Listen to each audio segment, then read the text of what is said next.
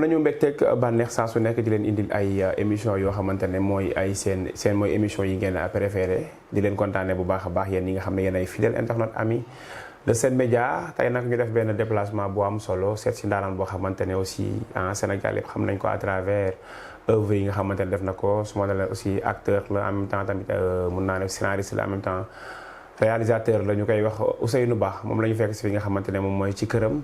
alors Ousseynou Ba nag moom bëri na ay casquettes yoo xam ne xam nañ ko ci à travers œuvre yi nga xamante ne moom la def ci carrière am dama koy daal di bàyyi mu daal di nuyu ak mbokku internet ak téléspectateurs yi bu ko defee ngeen xam kan mooy Ousseynou Ba.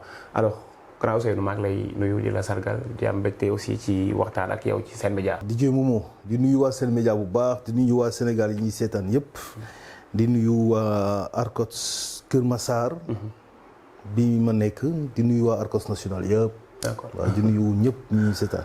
alors Sénégalais yi xàmmee nañ la dama doon nëbbu kan la parce que suspense la déjà mais ñëpp xam nañ ne Ousseynou Ba alias Pathé Sène wala yeneen tur yi nga xam ne aussi topp na ko ci carrière am. alors moom nag mooy président Arcos bu Kër Massar comme ni ñu ko xamee. alors ñu dugg ci suñu première question. lan moo la dugal ci cinéma. waaw passion rek bëgg-bëgg passion. passion de jeune comme ni may wax chaque fois rek. mooy man moom depuis le bas âge je savais que j'allais devenir comédien quoi. J'ai toujours voulu ça te yàlla defal na ma tey sama rêve daal muy réalisé wu. waaw yàlla def na ba tey daanaka sama gagne-pain cinéma bi la quoi. cinéma bi la facette bi mënut a doon rek. d'accord mais est-ce que def cinéma yomb na. bon dugg ci mën nañ ne yomb. dugg si éclore li ñuy wax comme le jargon déclenché yombul. parce que surtout tey nga xam ne dafa gën a difficile.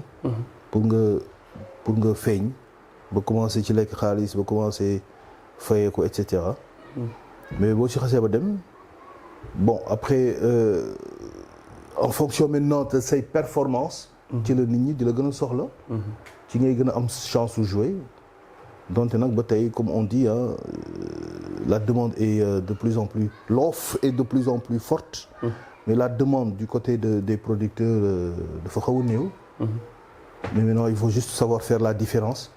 pour que nit ñi di la bàyyi xel di la woo jouer quoi. d'accord alors ñu gis aussi jeunes yi nga xam ne dañu bëgg def cinéma dañu xaw a yàkkamti mooy bëgg nañ feeñ bëgg nañ buzz alors lan nga leen di conseiller en tant que koo xamante yow tey am nga benn expérience ci cinéma. def ndànk def ndànk. def ndànk def ndànk maanaam mbapat bi léegi neewatu fi. te cinéma bi dafa ànd ak burlenge. surtout formation yi aussi. formation yi mais aussi temps d'attente bi. ngay bañ di xool xaalis chaque fois.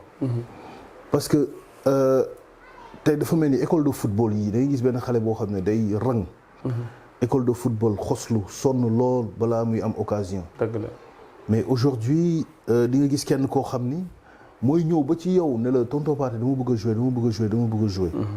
nga ne ko waa d'accord fu mu la gis téléphone di woote fu mu la gis interpellé la ñëw ba sa kër yooyu yëpp. nga ñëw ne ok j'ai une occasion de les faire jouer. nga ñëw nga woo ko nga ne ko nag kaay nga jouer nga commencer je vais te former et cetera. mais dès que mu ñëw la première fois la deuxième fois rek mu commencé laaj waa affaire naka lay demee. xam nga passe bi. ndax dañ may fay parce que dama dem sama yaay nee na. dañuy utiliser image patati patata alors que yow bu ma doon seet ci capacité G kese je ne te prendrai pas. te yow yaa war a fay aussi parce que ay jàng. parce que amuloo niveau bi déjà.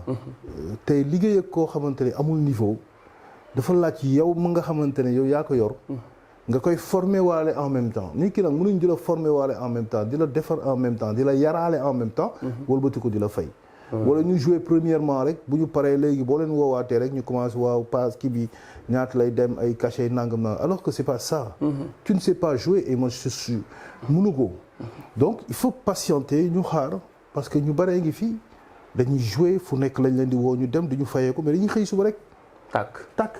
alors te tàkk bi lan la mooy nga dal ci benn projet boo xamante ne yow c'est sûr que diw woon na la mais kii moom am bàyyi na di dalay fay tu vois.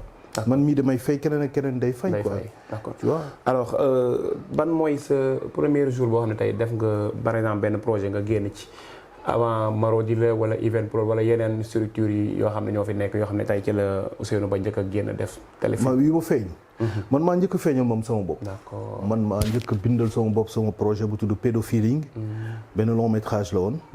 téléfilm la woon jamono yooyu en 2012. 2012. maa bindal sama bopp sama film. maa ko cadrel sama bopp maa ko réalisé sama bopp. enfin cadre bi lañ ma filmé bien sûr. maa ko réalisé sama bopp maa ko produire sama bopp. maanaam projet bi lépp yow yaa ko defal sa bopp. sama projet la woon. alors léegi loolu fan la yóbbu woon déjà mooy projet boobu. fi ma yóbbu woon déjà mooy ça m'a permis déjà que les gens commencent à me reconnaître. Ben à m'accepter. À se dire tiens c'est un comédien tu vois. Deuxièmement aussi ça m'a permis ma xam déjà l'écosystème naka lay doxee. ah boobu jaay CD la woon ci réseauman yi donc j'ai découvert c'est quoi les réseauman comment ils sont comment ils fonctionnent. Ça m'a permis aussi de savoir réaliser. D'accord. N'est-ce pas parce que man même balaa ma ciy dugg sax c'est vrai que au début je me rappelle première fois bi may njëkk a jóg réaliser. découpage yi je savais ce qu'étaient les valeurs de découpage les valeurs de plan xamoon naa ko mais ce qui est extraordinaire au moment de faire ça. Je ne savais pas quoi prendre en premier. Moi, je m'imaginais, dama ko doon imaginer comme ni ma koy seetaanee. Baye Moussa Fall. Baye Moussa mu ne ma non xaaral Baye Moussa ndeysaan. mu ne ma non xaaral Ousseynou du nii. da ngay jël kii ba mu jeex tàkk. après nga jël kii ba mu jeex tàkk nga jël kii ba mu jeex tàkk. waaw loolu moom Baye Moussa moom ko wax. parce que loolu secret boo xam ne mu ne ma li ngay wax di waaw ni nga koy imaginer loolu montage bi la. D'accord. Mais dans la pratique tu prends chacun tu le prends ba mu jeex tàkk ah bon. D'accord et mais lu après waroon nga am fitu def ko parce que photographe nga le métier. non boobu moom laa la wax passion bi parce que man bi mu nekkee comme bi mu nekkee xale dama ne je voulais faire du cinéma. man bëggatuma football bëgguma basket match Real ak Messi sax bu ñu doon football. Sénégal équipe nationale buy seetaan bu yàggee sax ma jóg dem waaw. Sénégal laay seetaan ba mu jeex. te bu yàgg prolongation sax ma tegal leen ko fa dem xaar résultat. parce que boobu yaa ngi ci cinéma bi. waaw maa ngi ci cinéma bi carrément quoi tu vois loolu rek moom mu mën a téye fenn fu mu mën a dem. su ma toogee di waxtaan ak yow bu film tàkkee ba fàtte naa la. moi j'étais comme ça. D'accord. Mais il faut être pragmatique, réaliste quoi. Tu ne peux pas passer ta vie à regarder des films. Il faut apprendre à faire comme eux si tu veux devenir comme eux demain. Donc j'ai appris, j'ai commencé à apprendre. Je me rappelle dama daan dem Dakar. parce que temps yooyu dama doon am bourse. may dem su ma fayee ko sama bourse damay dem Dakar. Place de l'Indépendance. gars yi di jaay les journaux les magazines européens. yi di jàngale ci yi wax ci. waaleykum salaam yi wax ci comment ça s'appelle cinéma bi affaire yooyu. ba ko daan jënd. di xool yan page ñooy wax ci cinéma. voilà mu découper page yooyu. Canal Plus Canal Horizon temps yooyu. man maa yoroon carte d'abonnement bi damay dem abonné ji gars yi jox ma sama programme pour la famille. dama yoroon sama carte de transport. P4 bi laa doon jël. dem ba Albert Sarraut seen siège bi jëlaat beneen. D'accord. dans premier voyage bi damay dem fay abonnement bi dañ lay jox benn carte benn programme mensuel. bu jeexee rek ma delluwaat. non su ma ñëwee dama leen koy jox ñoom la famille. jëlaat paasaat. dem tàllal sama carte ñu jox ma beneen mu ñëwaat boobu maa ko moomal sama bopp. donc j'avais ouvert un album taw bi ba nekk mag. bi juste lorsque j'ai découvert l'informatique. j'ai découvert Internet la première chose que j'ai faite. ok. léegi nag internet ibbeeku na ngay commencé jàng c'est quoi le cinéma c'est quoi les valeurs de plan c'est quoi le montage commencé jàng montage tu vas télécharger ay logiciels je me rappelle sama premier logiciel enfin pas le premier mais le premier professionnel c'était Vegas Sony Vegas 7 commencé def ay montage ma jël Rihanna benn son bu tudd Pandy Replay nga toogaat di ci foo monté jël benn Morgan Heritage di ci monté waat c'est ça que ça a commencé là que ça a commencé xam nga boobu yaa ngi ko auto instruction nga doon defal quoi da ngay jàngal sa bopp tu vois jusqu'au moment où may liggéey PCC yi ma ne tiens maintenant comme j'ai un salaire je peux commencer ma production su ma fayee ko sama salaire par mois 2 jours par mois laa daan tourner tu vois woo gars yi ñoom Jibi Fall gis waa gars yi daw si ñëw ñu tourner yaa ngi xaalis bi jeex ma demaat ba weer prochain noonu laa ko taqalee ba pédophilie bi génn. D'accord mais en tant que producteur aussi ñaata projet nga réalisé après boobu yoo xam ne déjà yow yaa nga defal sa bopp. bon après boobu bi ñu demee ba 2016 2014 2015 nag boobu maa ngi commencé di tourner gars yi nag yenn troupe théâtrale yi nekk Kër Massar bon comme am naa benn magasin mu yóbbu ci sama ordinateur commencé def ay montage xew mariage. ñu bari fii tey Kër Massar bu ñu ma xamee ci ay photo mariage. photo ma mariage xamee waaw c'est vrai. tu vois ba tey sax dama koy def. ba tey yaa ngi koy def. tu vois barki démb laa si jógee. bon maintenant sama benn boy laa jël formé ko. mooy dem yenn programme yi voilà. léegi donc ce que je faisais. mooy gars yi troupe théâtrale yi nekk fii bu ñu bëggee tourner film dañ may jël. woo ma waaw lu ñu ma fay ma tourner mën naa tourner rek. yow na nga tourner rek. waaw ma dem waa Darou Misset ci ñoom Assane Sy. tourner ak ñoom ay sketch. loolu mbapat bi la quoi. dem fa la miine àllu bay ñaax. sama mbapat bi yëpp Kër Massar laa ko defee. Darou Misset àllu bay ñaax local yi nekk Kër Massar. waaw dem waa ruqaat yi. parce que bëri na ay série daara Kocc yoo xam ne wala ay film daara Kocc fii lañ ko tourné. fii lañ ko tourné ay Yaxanju ay doole ji yu bëri fii lañ ko tourné Kër Massar. Kër Massar léegi nag ma dem ay néegu ñax ay braak jamono yooyu voilà et jamono yooyu comme gars yi ñu commencé àllu bay ñaax c'était pas aussi peuplé que ça.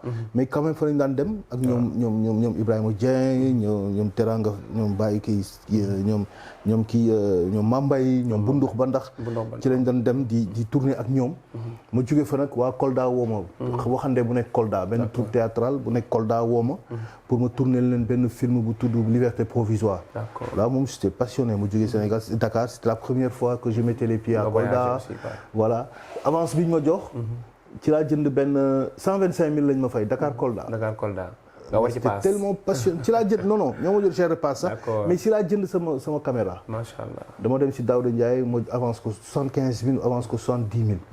te ñoom 75 000 lañ ma jox avance. donc j'ai payé la cam. parce que man noonu laay fonctionner quoi. dès que j'ai ce que je veux. da ngay teel investir ci matériel quoi. très bien ma teel investir ci matériel léegi nag ma dem tourner ñëwaat mais c'était passionnant. ma delluwaat fa tourner waat Siré delluwaat fa tourner waat Amour impossible defe naa. Kolda j'y suis allé 7 fois. dem Mbour tourner waa Mbour aussi donc noonu laa doon def di tourner. jusqu'à ce que. bon ma commencé jouer sama première publicité ak Orange Money. ma nekk seen acteur. donc là j'ai recommencé maintenant à apparaître sur les télévisions à travers. voilà quoi. d'accord mais ci sa production boobu Mandoumbe jamono yooyu joué naa Mandoumbe sama premier film bu mu joué keneen. boobu je tournais pédophilie. Mañam ndeysaan sama waay la Mañam un comédien émérite ndeysaan. Mañam mu jël ma boole ma ak Mandoumbe. waaw. mu ne ma fam ñu ñëw war a jouer benn film fii dañoo bëgg ku nekk monsieur le maître kii bi quoi élève bi ak yooyu. professeur am quoi. d'accord boobu yow la woon. maître beeg élève bi waaw maître bi bi mu ñëwee ak papam noonu di réclamer. daw ko du jàng la quoi. daw ko du jàng la voilà. c'est mon ami mais ko doy waar la. très bien léegi nag ci la joué ak ñoom. d'accord après voilà la carrière a démarré. créé ma chaîne YouTube. en 2010. bon YouTube bi 2013 la mais bon après dafa xam nga parfois nga créé benn chaîne mu nekk en léthargie. mais bi nga demee ba jóg nag pour tourner waat nag ci laa commencé ma ne acca ma commencé ak ñoom Go ak Ngatte. Goro ak Ngatte ñu def benn ay sketch. capsule de sketch nii Go ak Ngatte. yaa ngi dégg. alors Go ak ci laa dem ànd ak Go ak Ngatte ñu def ay sketch affaire yu bouge ma jékki-jékki. Covid bi dugg. mais ak weeru koor bi la tombé loon nga booy ne ma non mais mënuñu toog nii defuñu dara. après nañu commencé di tourner di laal néeg le jour. dañuy dem tourner benn néegu sëy. ci laa rencontré lañ ma présenté Mame Man Dieng moom mu joué ci Teranga. donc je l'ai fait venir on a commencé et elle était une femme vraiment c'était la première fois. mais alhamdoulilah quoi elle s'en est bien sortie. je lui ai même demandé mais yow xanaa mosoo joué fenn mais c'était très à l'aise. bon après voilà j'ai continué à travailler avec elle à la former petit à petit. donc noonu lañ dem ba néegu sëy bu judd c'était ay sketch de 10 minutes la woon 17 minutes. mais j'ai dit gars yi pour ñu seetaan ko il faut mu dem 26. d'accord donc nii aram lacc nii rek. affaire bi di nekk série tu vois. ba def saison 1 saison 2. après donc loolu dañ ne ba tout dernièrement après ñu defaat connection. ak ñoom Go ak Ngatte mooy Go ak Ngatte saison 2. bon après fa lañ defee benn break. maintenant je me suis dit bon je vais faire un peu de recul par rapport à la production parce que ça devenait de plus en plus compliqué. Il y a le piratage. comprendre que voilà quoi alors. ma ne léegi damay investir maintenant je vais lancer mon entreprise d'événementiel. d'accord nekk ci événementiel dem ba benn instant ba mu taxaw ma dellu si waat ci production maintenant j'ai fait un petit. maa ngi delluwaat ndànk ci production. yaa ngi préparé wu quoi waaw maa ngi préparé waat waaw commencé naa woon tourner benn. bu tudd juvénile ak xale yi ak ay boy yi soog a démarrer aussi ñëwoon vraiment dénk ma seen bopp. bon ñu commencé ndànk on va reprendre bientôt. d'accord N'est-ce pas, alors ñu voilà. dugg ci piratage bi directement par rapport ak piratage bi. un fléau. impact bi mu def si yéen artistes yi parce que gis nañ benn forum bu Arcos Pikine organisé woon à Grand Théâtre de Dakar. waaw ñu gis aussi nga ñëw jël parole wax ci artistes comédiens yi. te jour boobu gis nañ producteurs yi fa toogoon mais. ñoom ñëpp dañu doon wax ak producteurs yi alors que yow da ngay jël nañ yéen tamit yéen a gën a sonn yéen ci piratage bi. mais loolu la nan lay demee ak yéen problème. mais xam nga malheureusement ñun ñun ñoo gën a sonn acteurs comédiens yi parce que boo nekkee producteur lu mu métti lu piratage bi métti ça ne te crée qu'un manque à gagner. da lay créer benn manque à gagner c'est-à-dire fi nga waroon gagner 100% doo fa gagner sax léegi 40% c'est pas bon léegi nag manque à gagner boobu ci ñun lay répercuté wu les acteurs. parce que ki nga xamante ne bu daan gagner 100% ci li mu def. dina mën a investir 100%. léegi buy gagner 60 wala 40% du mun a investir ci projet lu dul 40%. donc li mu daan def ci ay projet day wàññeeku. léegi buy gën di wàññeeku donc dootul soxlaati plus d'acteurs donc acteurs yi ñu gën a toog du ñu jouer di xaar. tu vois moo tax léegi nga gis benn acteur boo xam ne mën na toog 2 ans année blanche 2 années blanches 3 années blanches. gëj a jouer tu vois parce que du am producteur quoi. du am producteur piratage moo koy andi. piratage da koy waral parce que tey fi nga xam ne nit ki dafa waroon a def benn projet am ci 1 million de vues. yow mu génnee ko lu mel ni vidéo instant yi mu génnee vidéo génnagul internet génnagul télévision gars yi dem ba ci biir vidéo piraté ko. yóbbu ko TikTok dagg ko dem TikTok te TikTok c'est encore pire. parce que TikTok si instant yi tu peux mun nga fayeeku bu dee YouTube la sa chaîne nga koy def YouTube naan la. droit d'auteur ñàkk droit d'auteur dañ koy bàyyi TikTok dañ koy bàyyi YouTube. ñëw TikTok moom yoonam. waaw moom garaawul moom xam continue jàmbur yoonam. te boo ko dugalee léegi boo amee ay vues yu bari mën nga fayeeku léegi sa xaalis. dëgg la. léegi ñun pendant ce temps on fait quoi ngay seetaan sa bopp ci TikTok yéen ñi diviser. waaw yéen ñi distribuer yëpp. ñi distribuer beneen bi nga ñëw ci réseauman yi tey Sénégal on est tous conscients qu'on ne peut pas sortir enlever les réseaux des télévisions. ndimbal njaboot la c'est vrai. mais ce sont les diffuseurs qui doivent payer pour mettre nos films. c'est tout ce qu'on demande. yow am nga sa réseau ok y a pas de problème man amoon naa fi télé xëccoon naa fi réseau. mais pourquoi j'ai abandonné parce que dama ne man il faut que je sois conséquent envers moi-même. il faut pas que je sois paradoxal ou contradictoire yow mënuma toog teg ñoo abonné wu ci yow ngay dawal sama film ma lay fay pour seetaan sama bopp. doy na waar. tey yaa defar sa œuvre. man waaw ma teg sama télé. xëcc sama réseau nga may fayeeku 3000 par mois. ma lay ba pare toog di seetaan sama bopp ci production boo xam ne yow fayuloo ma ko. doy na waar. maanaam yow nga jël sama produit. disons entre guillemets comme yow sàcc sama produit. di ma fayeeku pour man ma seetaan ko man te man nga sàcc. mais loolu pour yow kan moo war a jël responsabilité yooyu noonu. non état moo ko war a jël. loolu c'est l'état parce que tey yow boo toogoon nii léegi nga publier sama photo. ci lu ma neexul publier sama numéro de téléphone. ma dem cybercriminalité porter la plainte foo mën a ne même bu dee pseudonyme la xamuñ ne DJ moom dañ lay jàpp. dinañu fexe ba jàpp la. c'est vrai. alors que ñun piratage bi ñu nekk nii ça saute aux yeux. même ñi fi nekk yor réew mi. seen i kër wala seen i kër yi mbokk. mais réseau ñoo fa nekk. donc ils sont conscients que ñun sëriñ ñi seetaan yëpp non dañ koy teg da ngay jël borom kër génnagul woon nga commencé koo gis ci réseau yi. di ko gis ci TikTok te waa ji génneegu ko vidéo la nekkoon. alors ces maisons de production là. est-ce que xam nga ñaata employés la ñuy am. c'est des créatrices d'emploi. réseau man yi ñaata emploi la ñuy créer tu vois un réseau total de 3-4 quartiers ñetti nit ñoo koy gérer alors que une seule production mais peut employer jusqu'à 30 personnes minimum sans compter les figurants scénaristes réalisateurs équipe technique producteur genre demal lu mel ni Evenprod ils ont combien de projets combien de comédiens la ñuy employé Evenprod nga xam ne yi jël ay emploi ay comédiens yu bari combien de comédiens la ñuy jël ñuy jouer Fassema borom kër kii bi génnaat Khalisso imaginez Bété Bété y a combien d'acteurs Cœur brisé pas mal de projets nga dem voilà ils sont nombreux derrière les techniciens combien lañu ñu ñëpp mu war leen fay par jour ñi mu war leen fay par mois à côté il y a des gens qui gagnent beaucoup plus que ces productions. réseau man yi il gagne beaucoup plus que les productions. et puis léegi pirate bi dafa gën a yomb sax par rapport ak internet dafa yomb parce qu'il y a aucune sa kër ngay toog yor sa machine c'est de l'impunité totale. amul benn topp bu ñu leen di topp. yaa ngi dégg amul. xam nga te boo waxee ñu naan leen non xeex bi du yomb ils sont organisés dañoo am ay avocats c'est quoi ces histoires mais le plus grand criminel du monde dafa am avocat. ah. dëgg la. ki rey nit ñu war ko tëj perpète moom avoué na sax maa rey te xam na nañ ko tëj perpète sax day andi avocat am teg. am na droit am avocat. am na droit non da koy am sax. di xool naka lay teg yuwee perpète bi. donc c'est des histoires wala ñu ne dañoo mystique. waaye fii ñëpp a mystique. en fait dañoo dem ba yàgg te ragal gars yi parce que. ragal yëpp yàlla la aussi quoi. waaw ils ont la capacité de riposte. ils ont la capacité de non du question lobby question la nit ki. tey ki la dàq défendre boppam mooy ki la dàq tooñ. waaw moo tax ay pool d'avocats da ngay gis benn defkat boo xam ne day andi 10 avocats. pour ci génn te yow mi nekk ci dëgg sax benn ngay yor te yow mi nekk ci dëgg benn ngay yor. ki tooñ andi 5-10 avocats tegal la. c'est vrai kon c'est très normal que ñu am. toute cette défense là parce que nekkuñ ci dëgg. d'accord alors ñu dem rapidement ci ministre de la culture bi fi nekk tey Amadou Ba. est-ce que am nga ci yaakaar en tant que acteur en tant que aussi acteur culturel comme ni ñu koy waxee en tant que aussi président ARCOS Picc Kër Massar.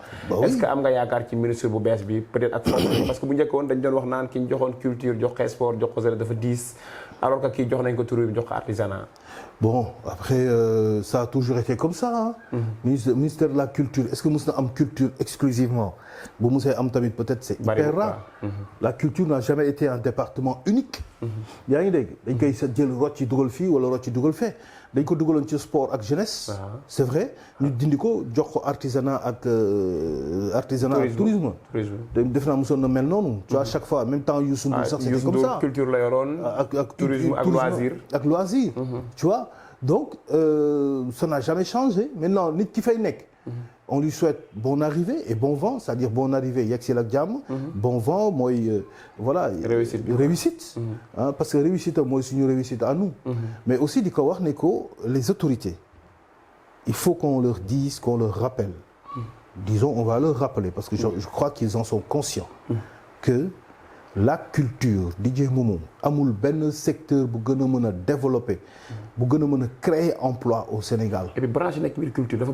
bari danse genre mais ça c'est de la culture théâtre c'est de la communication chant benn interview bi nii benn interview nii tu viens avec ton caméraman am na ñuy ñëw avec leur caméraman leur preneur de son ak leur électro yaa ngi dégg tey bu ñuy def benn film kese ñaata nit da nga leen di fay donc toi-même mën nga toog avec la culture fi nga toog nii nga lancer sa benn production rapidement tu te retrouves avec 15 salariés yaa ngi dégg c'est une entreprise ce sont ces entreprises-là ñoo war a mën a doxal avancer au Sénégal parce qu'on prend que des jeunes xale yu ndaw ñoo lay cadrer xale yu ndaw ñoo lay jouer le drone ñoo lay piloter le drone xale yu ndaw ñoo lay defal son etc. Pour la jeunesse moi je crois que les autorités doivent faire plus de focus sur la culture sénégalais yi bañ a bàyyi li ñu considérer culture comme c'est un domaine de loisir c'est un domaine de détail ay tëgg ak fecc ak caaxaan ñu bañ a jël théâtre bi bañ a jël audiovisuel ak série comme des trucs de faux ñu bari loolu bàyyi seen ay théâtre yi ay jouer ay série dem di filmer ji dem di lii te ngeen dem jëli liggéey bu sérieux loolu lañ lay wax tu vois c'est pas normal mais am na ay direction aussi je pense que direction la direction de l'art la direction des arts direction de la culture direction des arts n'est-ce pas yooyu yëpp dafa war a nekk ay mécanismes ay organes ak ay mécanismes yoo xam ni vraiment dañoo war a jàppale la culture ñun xoolal spectacle bi ñuy waajal à Blaise Senghor combien d'argent on va mobiliser. Et puis 7 mois de répétition. Non ëpp na ko 1 an de répétition aussi. te projet bi ci régime bu njëkk bi ARCOS bi la nekkoon. dans Linko. da nga ko fekk quoi man fa laa ko fekk ba dañ ko tegoon. dañ ko mujjee woon teg aux oubliettes ma ñëw ne leen dans Linko bi ngeen bàyyi. dem di jëli beneen projet. c'est pas normal quand on commence un projet on le finit. dinañ ñëwaat ci dans Linko bi. voilà alors ñu dugg ci say personnages. tey mun nañ wax par exemple ay séries yu bëri yoo xam ne ñëw nga ci mooy comme ay Muñal Golden ay Adja Pod et Marichou genre mais Adja bi la Sénégalais yi gën a xamee Pathé Sène déjà sax loolu ngay dégg ci benn bi Ousseynou Ba bi sax lu ngay dégg bareetul c'est vrai alors personnage boobu nga nekk borom kër yor njaboot am soxna su baax su ñëpp bëgg mais say bëgg-bëgg lay wéy quoi day teg liggéeyam sax juste pour mën la toppatoo c'est une série boo xam ni franchement Pod bu Marodi a vraiment tapé fort parce que c'était le scénariste Pa Omar Diop le showrunner production bi aussi ils ont tapé fort. À commencer par le président Mass Ndour. Je me rappelle avec le réalisateur Khalifa Ba. Je me rappelle benn jour tourné ba benn instant xaw ma daal lan moo jàpp producteur bi quoi. Producteur bi ñëw woo technicien yi ci biir benn néeg. mu ne dama leen di wax lu leer man je suis prêt à tout faire pour projet bi jàll réussir. mais dama leen di wax c'est à partir de ce projet là que Marodi nekk professionnel. Pardon, excusez-moi. C'est à partir de ce projet là que le Marodi di jéem di jàll au niveau professionnel. abonnement yi sax da doon yéeg voilà pratiquement millions abonné yu bëri. mais boobu avant Adja sax di feeñ. boobu feeñoo ko ñu ngi ci tournage bi. parce que ñu ko tourné. d'accord boobu yéen ko tourné le jour même de la première diffusion du premier épisode. ci la ñu jeexal ci la ñu ñibbi si guddi gi gars yi teg premier épisode. ah bon. parce que ba mu jeex ba pare. dañoo tourné ba mu jeex. soo koy diviser waaw ñun premier jour koor gi bi gars yi di salaatu ci lañ naan fin de journée. fin de tournage fin de saison. léegi mu avertir gars yi pour gën leen soññ quoi ne leen nag bu fekkante ne mënuñu réussir Adja kon ñu bàyyi dootuñu defati Adja. mieux vaut arrêter même la production parce que ça ne servira à rien. parce que moo nekkoon projet boo xamante ne. moo nekkoon projet phare quoi. moom maam nit da ngay toll ci sa étape d'évolution. foo xam ne da nga naan lii daf ñu war a servir benn tremplin pour aller plus en haut. bii daf ñu war a servir benn tremplin pour aller encore beneen palier. donc il a averti l'équipe de prod. mais bu fekkante ne on n'a pas réussi ce projet là mieux vaut ñu bàyyi production ça ne servira plus à rien. bi dañ koy réussir mbaa ñu bàyyi ko. te pourtant bi Adja di ñëw y avait beaucoup d'autres séries comme ça. waaw mais bi Adja génnee ça a fait un tollé. original quoi. c'était original le niveau était très simple. et puis actualité la woon koor Tamxarit. tu vois waaw ça parlait du Sénégal. de l'intérieur de la famille. boo xoolee yeneen production yi elles sont très intéressantes. elles sont très importantes. mais parfois da doon focus ci benn nit kese. l'acteur principal. waaw kese. c'était hyper comique. mais bii ñëpp ay sàrdi après. mais bii yeneen série aussi ça parlait d'un mari. ak wujje et cetera yooyu day am. weeru koor bi aussi voilà nga gis benn xale bu xaw a tipsee ñëw di jaxase gàlle bi koor gi et cetera c'était bien les gens aimaient. voilà quoi ça a du succès et ça continue jusqu'à présent. mais la particularité de Adja c'est une famille. c'est une famille entière. que les gens regardent et li c'est intéressant mooy chacun se retrouver chaque père de famille buy seetaan retrouver une partie de la famille dans la sienne. et puis mu nekk famille bu stable aussi quoi. mu nekk famille bu stable mais dañuy dégg sa interview yu bëri nga ne yow Jogay mooy sa artiste comédien boo xam ne yow jàpp nga ne moom c'est le meilleur. waaw bon je ne dirais pas que c'est le meilleur. mais je dirais que c'est l'un des meilleurs. parce que on peut pas dire que nga ko aussi quoi. waaw non mais nit boo gisee nen da nga naan nen a ngi. c'est l'un des meilleurs. dire que c'est le meilleur tey tu vas mettre à dos tout le système tout le milieu. et c'est pas le meilleur wax dëgg yàlla. n'est-ce pas. mënuma ko wax quoi que c'est le meilleur. mais je peux dire que c'est l'un des comédiens les 3 meilleurs comédiens. parce que bokk na ci ñi nga tourné loolu lu bari quoi ñoo xam ne miin nga ko. tourné nañ miin naa ko te c'est l'un des 3 meilleurs comédiens. donc la partie comédie quoi. waaw comédie waaw. les 3 meilleurs comédiens. fii ci Sénégal. comédie. moom ak Sanex. troisième bi nag je laisse les gens. d'accord dolli ma nañ ma wax keneen. mais man. nañ ko def ci commentaire voilà man waaw di wax leen ma seen commentaire yi. troisième man sama choix. te nag ma leeral ko. waxuma pour ñëpp. les gens sont parfois tellement bloqués. dama ne man Ousseynou Ba. en tant que seetaankat. ñetti comédiens les meilleurs. ñaar ñi ci man. waxati ko waaw bu ko dagg de dugal ko gars yi xam man sama appréciation personnelle. ku nekk nag joxel sa appréciation personnelle. dégg nga man sama da nga ma laaj man nga laaj. parce que gars yi moom dañ lay teel a xalab andi fi ay wax quoi tu vois. sama 3 meilleurs comédiens yi. les 2 sont Sanex et Waaju Baax. Waaju Baax parce que dañu naturel aussi. voilà lay jox leen ma 3. et j'adore tout le monde. d'accord man tout le monde est mon ami. Ils sont tous mes amis. Je les apprécie je les adore. dama leen di seetaan et cetera voilà. ñëpp lay seetaan. rapidement ñu dem ci yeneen yi parce que war nañu dugg ci encore ci Kër Masar ak spectacle bi. alors Golden par exemple Pod et Marichou ak yooyu dañ ciy bref rek mu gaaw. waaw Pod et Marichou Mass ak Marodi. Mass Khalifa ak Pod dañ ñoo fekk ñuy répété. benn projet bu tuddoon Coupable Intouchable.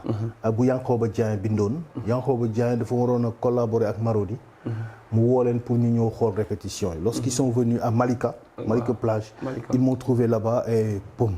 c'est là que ça a commencé. d'accord fi ñuy jóg noonu dañoo def répétition yi ba pare bi ñu taxawee sur place la ma Khalifa wax ne ma yow da ngay jouer dans Pod et Marichou saison 2. boobu Pod et Marichou saison 2 deuxième saison. voilà mu sur le champ Mass Ndour ne ma dama la soxla pour nga bindal ma saison 2 bi. il ne me connaissait même pas je veux que tu écrives la saison 2 de Pod et Marichou. yow yaa ko bind. je l'ai commencé. d'accord la création des personnages. la caractérisation des personnages. maanaam j'ai mis les bases de la saison 2. bon après voilà après xam nga projet moom c'est très difficile nga tàmbali ko jeexal ko en écriture. te man dama di koo xamante ne bon si je ne suis pas à l'aise tout à fait dans ce que je fais rek je préfère te rendre. d'accord le projet. mais c'était une expérience extraordinaire ci laa dugg Marodi. et depuis Mass m'a fait confiance dem Adja ma enchaîné Adja aussi c'était tellement simple tellement inattendu parce que boobu jamono yooyu Golden laa commencé woon di liggéey ak Momo Silla Mohamed Silla waaw bu Marodi Mass woo ma yaa ngi dégg non Momo woo ne ma Mass Ndour dafa bëgg ñu defal ko benn projet man ak yow. mooy bu Golden bi. bu Golden ma ne ko ah bon mu ne ma waaw mu ne ma ñëwal ma ñëw ñu toog ak Mass. mu ne ñu dañoo bëgg benn série damaa bëgg benn série boo xam ne et cetera yéen ñaar ngeen bindal ma ko. man ak Momo. waaw ñu toog réfléchir waaw ñu taal moi je devais être Jams Gaye moom mu nekk Khalil. waaw on devait être plus en conflit moo tax gisoo Khalil ak Jams commencé dañoo nekkoon en conflit 40-40 tu vois noonu la demee woon quoi. affaire business la woon quoi affaire business la woon et cetera tu vois et c'était même dans l'audiovisuel. c'était même pas dans l'or. am ay genre lobby ci biir. waaw ay affaire yooyu quoi donc le truc. en fait le truc en fait l'histoire le fil conducteur effectivement l'idée c'était ça en fait. mooy benn entreprise bu nekk en danger à cause de Fadel Dème. léegi nag. parents yi woo Jams Gaye mu ñëw pour sauver la famille c'était ça en fait. mais le petit frère il était plus dans le star dans la vie de star tu vois mon musicien le star la et cetera mais l'entreprise normalement Jams Gaye entreprise audiovisuelle la waroon doon de man comme nga ne tey Prince Art waaw yooyu la waroon gérer quoi rakk ji nag nekk seen star mais dañuy mbëkkante rek di dóorante noonu la demee bon après Golden ñu jóge fa noonu la waroon demee ma joué Golden ma nekkoon artiste bi mais réalisateur bi ñu ñëwee ils ont dit bon non on te voit pas comme Jams Gaye mais on te voit plutôt comme Fadel Dème tu vois noonu la demee léegi nag boobu aussi bi ñu ko bindee ba pare j'ai rendu à Mass. bon après mu amaat yeneen changement derrière. parce que projet am la. bind naa sama 30 épisodes ba pare. je lui ai rendu son projet. bon après ci la yeneen gars ñëw tu vois un projet ça connaît tellement de mutations. mais ñu ngi xaar ba léegi saison 2 bi. bon oui attendons xëy na peut-être nañ ko bàyyi posons la question à la production donc noonu la demee ba finalement j'ai fini par jouer Fadel Dème. Voilà. Après Golden. ma enchaîné bon jamono yooyu donc Golden. boobu diggante bi may wax noonu projet initial bi ak sortie bi. Adja dugg na ci diggante bi après Adja ak Golden ak Pod aussi ban nga liggéey ak Marodi. Pod déjà saison 2 saison 3 saison 4. Pod et Marichou saison 1 Golden. Virginie aussi joué naa ci ñaari épisode benn bi dama ko joué saison 1. benn bi ma joué ko saison 2. ma nekkoon prof de maths. beneen bi aussi Ninki Nanka lors de Ninki Nanka j'ai joué le ministre Ndiaye le ministre fou là. Deuxièmement joué naa aussi ak j'ai dit lors de Ninki Nanka. encore quelle série encore je sais plus avec ces saisons là voilà. après nag ci la ma waa Evenprod woo. sa diggante ak Evenprod ban nga njëkk a joué ci seen ay. série Muñal. série lu tax ma joué ak Evenprod parce que Ibou Gueye loo ma yéex a joué peut-être ak ñoom. parce que Ibou Gueye il a dit que man je croyais que tu étais exclusivement pour Marodi. waaw moom loolu moo tax contrat yi quoi. non moom loolu moo tax daaw ma woon musuma woo. mais amoon na envie wala. il avait ce qu'il m'a dit moi j'avais toujours envie de travailler avec toi mais je croyais que tu étais exclusivement avec Marodi. ma ne ko non moi je suis avec tout le monde. léegi nag diggante bi may joué bon après liggéey naa ak waa Yes Dakar. Yes Dakar. secret de famille. secret de famille. maa bind saison 2 bi ak saison 2 bi maa ko bind ba mu jeex tàkk. ak Djibi Gueye. voilà donc ci laa commencé dem jouer bi ma ko waxee Ibou Gueye. la semaine suivante xaw ma 2 semaines plus tard rek ci la ma woo. pour série Muñal. série Muñal bi mais en fait nga nekkoon ci coup violent je pense ak sa jabar. j'étais un peu. nga doon voyage non. j'étais un peu un con quoi non boobu maa ngi fi. yaa ngi fi mais sama jabar. non n'est-ce pas amoureuse de moi qu'elle était ndeysaan. donc elle tenait beaucoup à moi. mais voilà j'étais un faux type quoi tu vois je jouais le faux type. xam nga dem di doxaani benn ñaareel bu baax. en la personne de Amina Saleh que j'embrasse. léegi ci la ma yónnee ci voilà mu jox ma xaalis terrain. yaa ngi ma jaay terrain bi dem jël 15 millions yi dem jox ko Amina Saleh. sa diggante million lu garaaw la. waaw soo diggante million lu yàgg la. léegi nag elle a disparu avec l'argent. dem jox ko beneen faram boo xam ne da ko daan pënc di ko mbëkk rek. est-ce que tu vois. yow tamit ci loolu sa jabar aussi li ñu naan li nga def ci kër gi moo lay dal ci mbedd bi. madame tamit finalement voilà j'ai tout perdu. Dans la saison 2 ma femme est revenue. je crois que c'est dans la saison 2 que je l'ai battue si je ne m'abuse. ci ko doon dóoree ba loxo bi dam voilà jikko yi feeñ. voilà Mami Mbaye n'est-ce pas voilà quoi le mari violent etc. voilà un personnage que j'ai détesté. D'accord. Pas détester jouer c'est différent parce qu'on aime toujours le personnage on aime toujours jouer un personnage. Mais c'est le personnage en lui-même que j'ai pas aimé parce que je suis pas ce genre de personne. Voilà en réalité jouer non en réalité non moi je préfère me taire. Voilà comment dire me refermer sur moi-même. Voilà plutôt que nag di I'm not violent. D'accord. Je suis pas violent. rapidement ñu ñëw ci série bi nga xamante ne mooy daw nii actuellement ci. borom 100 millions yi. 100 millions yi waaw Momar Fall mais personnage bi aussi yow yaa ngi jóge Paris déjà nga ñëw ci kër gi. waaw. bah là aussi Evenprod ils m'ont fait confiance. Bon parce que Assane Gueye que je salue au passage. daf ma woo ne ma bon vraiment bi ñu toogee di def casting bi. Ibou Gueye encore une fois mu ne ma non lii benn nit rek moo ko mën a jouer moo ma ci doy mooy Pathé Seck. waaw moo ma ci doy. ak soxo beeg weew wesh beeg ngeew yeeg tubaab yeeg yooyu. bon ils m'ont appelé. et j'ai dit ok on y va ils m'ont expliqué j'ai aimé ce personnage et j'ai aimé aussi voilà le concept quoi. Et on s'est lancé. Et c'est extraordinaire parce que jouer avec Evenprod c'est agréable franchement c'est des personnes yoo xam ni dañu professionnel ba pare dañ lay en fait tu te sens à l'aise. d'accord conditions yi lépp day réunir. oui non mais franchement c'est des techniciens yoo xam ne. le gars il vient li nga lire ci dialogue bi sax da la koy tegloo non grand tegal lii demal. yow daal comprendre nga affaire yu mu demee après il te lâche. yow joxeel li nga kii rek. joxe te li nga joxe li ñuy jël et parfois. duñ la tënk quoi. non dañ lay bàyyi sa liberté. mais c'est clair. et puis nga nekk si gars yu mën surtout waa Thiès yi. bu ñu xoolee projet yu bëri ak Evenprod ñoom ñoo fa nekk aussi. Serigne Ngagne tu vois. te si joxe ak Ndeye Si ñoom Ndeye Yacine. c'est-à-dire xam nga moo neex foofu nag Evenprod quand même dafa intelligent. parce que jouer avec moom dañuy naan jouer avec des expérimentés. Ça te facilite. Ça non seulement ça te facilite la réalisation. Parce que tu ne te casses pas la tête. booy liggéey ak ñoom da ngay gis c'est des pros. mais aussi c'est des gens respectueux très confiants envers les acteurs. Ils te surchargent pas ils t'imposent pas parce que xam nañ ne ñi ñuy jouer.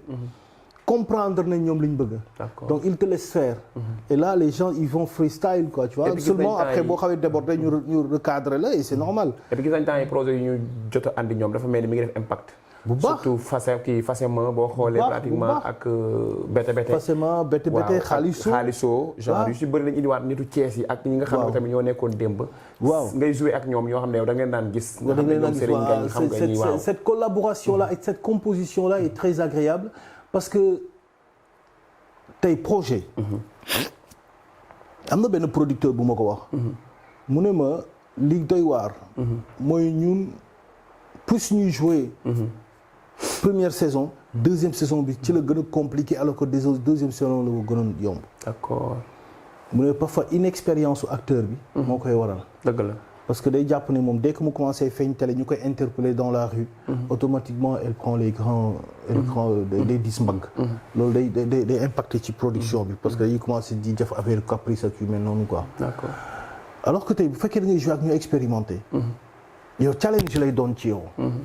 challenge bi mooy ñii may jouer ay ndaanaan lañ. ay ndaanaan lañ. donc je ne dois pas. waruma passer à côté foog nga dugg ci histoire quoi foog nga dugg ci histoire. parce que boo passé à côté ñoom da nga leen di yàqal. parce que ñoom dañoo mën dialogue macha allah. voilà yow boo passé à côté. ma lu ñu naan boo mënul tenir ak ñoom. da ngay yàqal sa bopp. mais da nga leen di yàqal ñoom seen jeu. mais si tu arrives à tenir leur rythme tenir leur niveau. yéen ñaar ñëpp da ngeen di ànd gën a màgg. dëgg la tu vois moi quand je jouais ak voilà ak waa kii. truc borom kër. waaw borom kër waa jànqeen. borom kër voilà comme ku mel ni l'autre Ngañ. ay Faddaam ñoom Ndeye Sine. ak ñoom waa Dakar bien sûr ah. yow da ngay xam ne yaa ngi ci benn niveau boo xam ni non fii niveau bi yow waroo wàcc. c'est vrai. da nga war a tenir niveau bi parce que ay ndaanaan nga nekkal. ay ndaanaan nga nekkal. tu vois et ça te fait plaisir de jouer. ça t'ouvre ça te lâche tu vois. da ngay jouer da ngay dem voilà et ça te conforte dans ta position que yaa ngi jëm kanam. mais en tout cas wesh bi moom jàll na quoi. waaw wesh non la parce qu'ils m'ont demandé de le faire. bon après j'ai fait des recherches. parce que y a des mots des expressions yoo xam ne maa ngi ko ciy dugalaale sax. waaw c'était pour. ouais c'est-à-dire man rôle. nit bul di nangu ñu jox la benn rôle rek nga ñëw nii non ce rôle là. dis-toi comment agrémenter le rôle. comment enrichir le rôle. surtout. comment enrichir le rôle c'est important. tu vois et ce rôle là yow yaa war a nekk mu nekk benn rôle bu prépondérant. dafay nekk ci yow quoi. da ngay gis kenn koo xam ne bu duggee ci benn projet un second niveau lañ ko jox. rôle de seconde zone de deuxième rôle lañ ko jox troisième rôle lañ ko jox. mais da ngay gis ñi mu koy jouer. production bi danaan kii c'est une valeur sûre day commencer di monter importance am ci biir. boo mujjee nekk. parce que am na ñu mu dal ñoo xamante ne tey dañ leen doon wax par exemple temps séquence ngeen ci war a génne. mais dañuy assurer ba dañ leen di jox sax. mais projet bi yëpp carrément ñu génne. mais c'est ça am na quoi gars yi modifier scénario bi jox la. parce que dañuy xam ne kii bu ñu jouer ci moom le public commence à l'aimer. on ne s'est pas trompé sur son personnage parce qu'on le connaissait pas assez. mais il a tellement joué. et sax les gens peuvent te promouvoir parce que promotion là il te promeut dans le projet parce que tu es discipliné rek. par discipline. gars yi commencé am lu ñu naan fiable. waaw gars yi commencé la valoriser. d'accord ci ponctualité bi. respect bi discipline bi. yaa ngi dégg. nangu déglu. day gis gars yi dañu kii moom dafa neex a liggéey. dafa neex a liggéey kon nañu doo tardeel dialogue. et cetera même booy juum sax dañuy nangu parce que dañu naan bëgg na. mais très bien mais ki nga xamante ne moom la production yi wala réalisateur yi gën a bañ. mooy koo xamante ne vraiment tu es toxique. defaat aussi. voilà koo xam ne par exemple bu ñëwee ci production bi day reewantu. non sama téléphone ah nga nekk non mais attends tu es actrice tu es acteur. putain amul gars yi amuñu temps quoi. tu tiens la ñuy jouer. ñuy expliquer nga naan ko waa dégg waxal maa ngi lay dégg. nekk sa téléphone ah et tu veux dire que tu joues. ah voilà ñuy jouer nga ne waa même ma snap. xel mënul jàpp ñaar aussi. non mais après c'est pas professionnel tu vois. d'accord alors rapidement ñu dem ci Arcos su Kër Massar. waaw kañ nga bokk Arcos déjà nekk membre Arcos. dès le premier jour.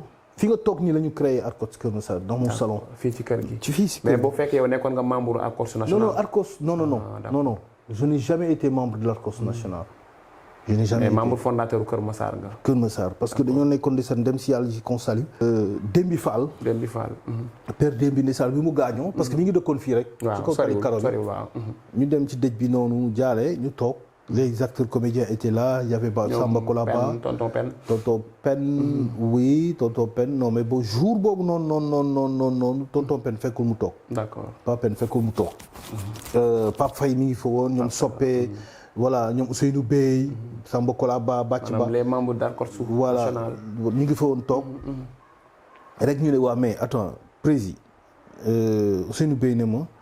oui mais parcelle comme yaa ngi fi léegi daal il faut ñu am Arcos Kër Massar. et puis boobu Kër Massar département la ko. nekk na département léegi pas fay ne mais pourquoi pas allez-y oui mooy c'est normal. vous da ngeen di am benn comité de pilotage ngeen créer assemblée générale. et après ñu ñëw def élection et cetera donc comité de pilotage boobu fii lañ ko sosee. ci kër gi fii waaw Bàcc Ba mu nekkoon président comité de pilotage bi. ma leen nag bon je me suis dit bon comme agsi nañ ba fii bon je vais adhérer. ci laa adhéré. nekk membre ñu def démarche yi ngeen jox Ibra italien présidence bi quoi. présidé. 3 ans plus tard bon je suis venu aux commandes. ngeen dem AG mu ne moom dafay bàyyi quoi. bon ça ne s'est pas passé forcément comme ça. D'accord. mais bon après on va pas revenir sur ça mais ça ne s'est pas passé comme ça. il y a eu un désir de changement. Ça, c'est la vraie version. Il y a eu un désir de changement pour des raisons que je n'évoquerai pas ici. Donc les gens ont voulu changer, on a changé, on a fait une nouvelle assemblée générale.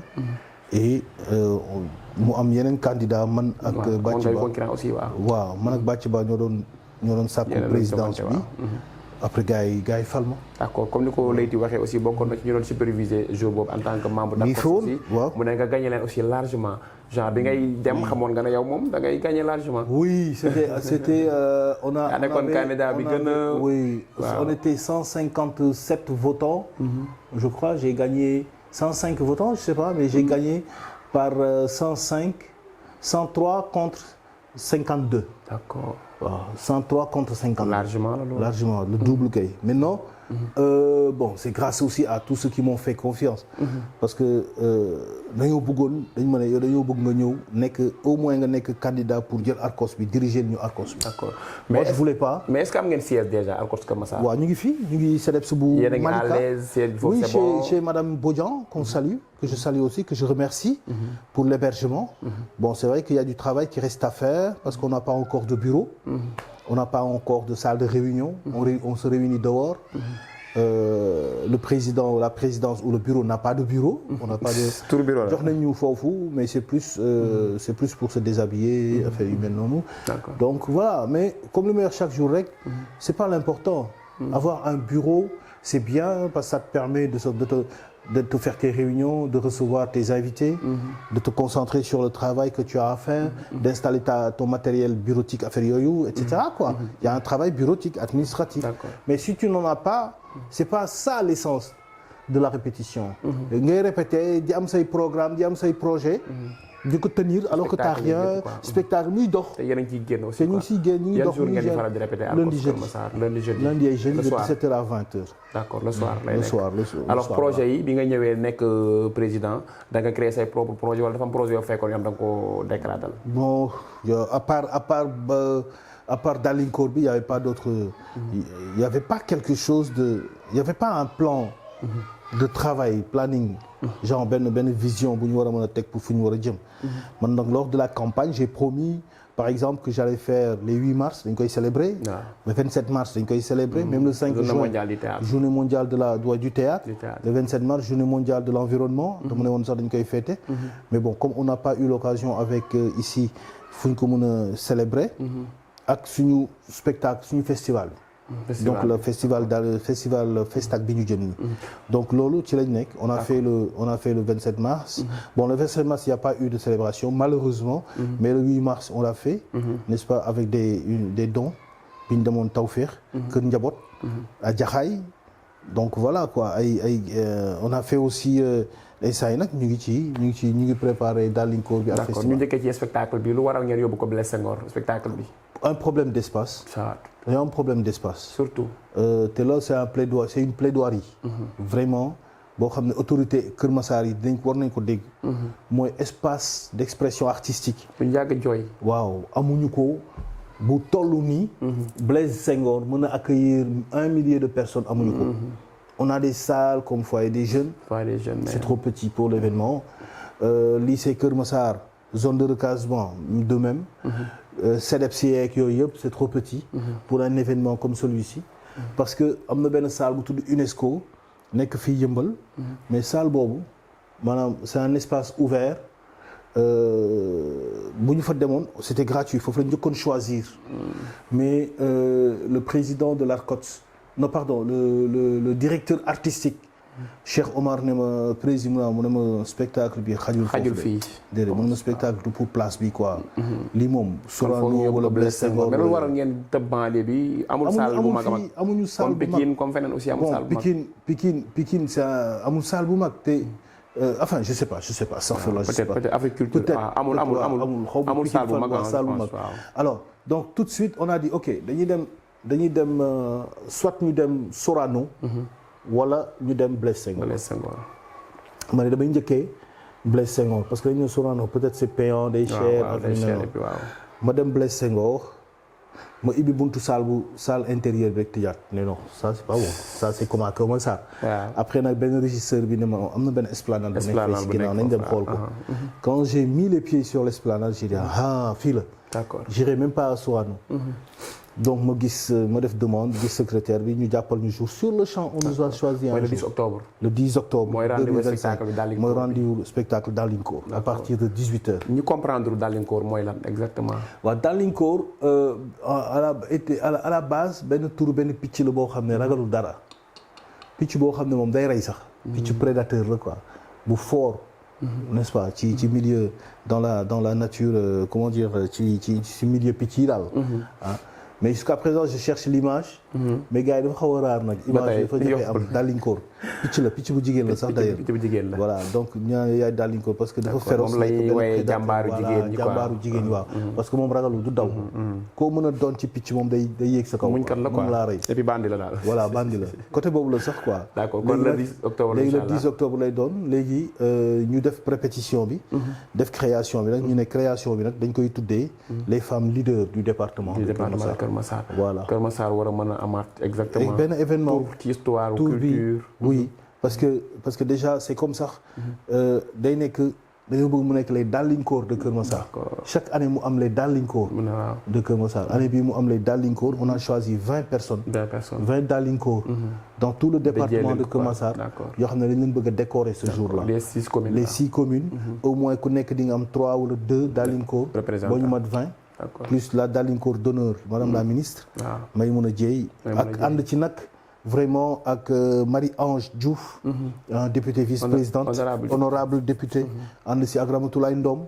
honorable député aussi. voilà ces deux-là font un travail extraordinaire pour la réussite de l'événement. et surtout du festival. lisaan Ramatoulaye Ndom dama koy woo mu jox ma ay numéros yu bëri. di ma wooteel. kon moom mi ngi ciy jàpp déjà waaw mi ngi ci jàpp bu baax Ramatoulaye Kële. Marie-Ange moom tamit di ci jàpp bu baax a baax. waaw ñu ñuy jàppale daal. parce que du xaalis waaw l'entrée est payante parce que c'est déjà VIP prestige 10 000 VIP 5 000 place simple 2 000 francs waaw place simple 2 000 donc on attend au moins 1000 personnes. D'accord. parce que imaginez tey Dallinkoor yi ku nekk tey bu ñëwee andi benn Ndiaga Ndiaye wala ñaar. ñu ko accompagner imaginez foofu day fees. surtout avec les acteurs culturels de Kër Massar aussi. avec les acteurs culturels on est en train de faire des tournées. ak les arcotes. waaw ñi nga xam ne dañ leen ko yëgal ñu war a ñëw seetaan ci événement bi. avec les autres invités particuliers les parrains. voilà c'est un événement un grand événement. mais est-ce que am na ay partenaires déjà balaa ñu ñëw ci waaw am nañu partenaire ku mel ni Tampico. am nañu partenaire yeneen partenaire ku mel ni déjà ni koy waxatee Daara ji Print. nga xam ne ñoom ñu ngi jàppale ci tout ce qui est impression. am nañ ay partenaires yu mel ni Marodi waaw Evenprod Pikini Production normalement suñu partenaire sax koo xam ne daf suñu mécène la sax bienfaisant la mooy DJ Boops vraiment daf ñoo may gratuitement la bande annonce pour les artistes donc moom laay xaar mu yónnee ma bande annonce bi rek ma jox ko Marodi Evenprod Pikini pour ñu jàllale ko gratuitement aussi seen chaîne YouTube dañu ko bëgg a may ainsi que le festival donc ñoom ñëpp c'est des partenaires qui nous aident n'est-ce pas ak yooyu yëpp ak yeneen partenaires il y a des partenaires mais comme defaguñu on ne peut pas encore les citer n'est-ce pas parce que il faut quand même déjà ñu franchir un premier pas voilà quoi mais bëgg nañ daal ñëpp ñëw teew si waa Sen TV Sen Média inchallah ñëw teew si surtout yow ngeen teew si bu baax fekkee ko parce que c'est Kër Massar en fait quoi avant le festival d'accord alors ñu ñëw ci festival bi lu waral Festac bi waaw Festac bi c'est le festival du théâtre et de l'audiovisuel de Kër Massar mu nekk benn festival boo xam ne en fait on avait fait une première édition de festival mais cette année dañuy changer slogan bi tuddee ko Festac mais daan na am avant ça non musul am d'accord mi ngi soog on avait fait un festival il y a 2 ans mais c'était un festival tu vois mais bii c'est beaucoup plus conventionnel beaucoup plus organisé beaucoup mieux fait en fait parce que c'est le festival du théâtre et de l'audiovisuel boo xam ni dañoo bëgg mu tasaaroo ci Kër Massar bi yëpp te 6 communes yëpp dañuy am activité ku nekk am sa journée bopp ku nekk am sa non même journée bi sax mais ku nekk am sa activité bopp d'accord léegi dafa am ay activité n'est-ce pas, de théâtre et de diffusion de projection. léegi par exemple système bi ñu teg tey man sama vision mooy dama ne gars yi.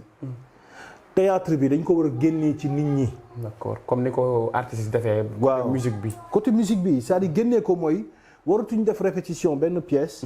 toog entre 4 murs ne gars yi. allez bande annonce partage vidéo kaay leen seetaan si ñu. non non on ne vous attend pas. c'est nous qui vous apportons le théâtre.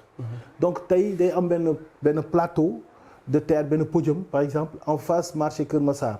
unité fii nii ci. ay Numadi bi. ay Numadi nga xamante ne day am benn plateau boo xam ne les gens vaquent à leurs occupations sans problème ñun dañuy taxaw ci benn espace bu ñu déranger wul kenn. et on balance le théâtre. d'accord la pièce théâtrale gars yi di jouer. forcément les gens regardent parce qu'il y a la sono. gars yi seetaan ñëpp am accès. voilà on parle de la protection de l'environnement. et la promotion de la sécurité loolu mooy thème bi. mooy thème bi. nga pendant ce temps à marché Fat Doumbouya day am beneen. donc dañuy yóbbu théâtre yi vers les populations. day nekk théâtre populaire. théâtre chez vous. voilà théâtre chez vous. même dans la rue tu vois. pour nit ñi seetaan guddi gi tamit ñu def projection de film sur l'environnement et la sécurité. tu comprends. léegi nag bu ñu fa jógee léegi day am ay activités majeures. lu mel ni tey par exemple Kër Massar Nord. n'est-ce pas par exemple pour commencer le premier jour. cérémonie d'ouverture bi. mi ngi amee Kër Massar Sud. Yëmbal Sud pardon d'accord Yëmbal Sud lay amee. ak chez Bara Gaye. chez Bara Gaye.